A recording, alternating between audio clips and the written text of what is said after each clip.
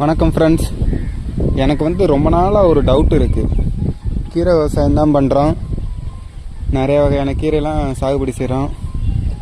அதில் இந்த பாலாக்கீரை இருக்குது, புளிச்சக்கீரை. இந்த இது வந்து புளிச்சக்கீரை, இது ஃபுல்லாகவே பாலாக்கீரை. இன்னும் இருக்குது பாருங்கள், கீரை காமிக்கிறேன் பாருங்கள். இது வந்து அரைக்கீரை, இது ஃபுல்லாகவே. இன்னொரு கீரை இருக்குது, காமிக்கிறேன் பாருங்கள்.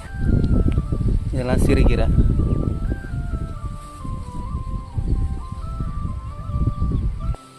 இது வந்து மிளகு தக்காளி கீரை, இதை பார்த்தாலே தெரியும் எல்லாருக்கும். இதெல்லாம் பார்த்திங்கன்னா அகத்திக்கீரை. இது வந்து நம்ம சிவப்பு பொன்னாங்கண்ணி, இதுவும் பொன்னாங்கண்ணி தான்.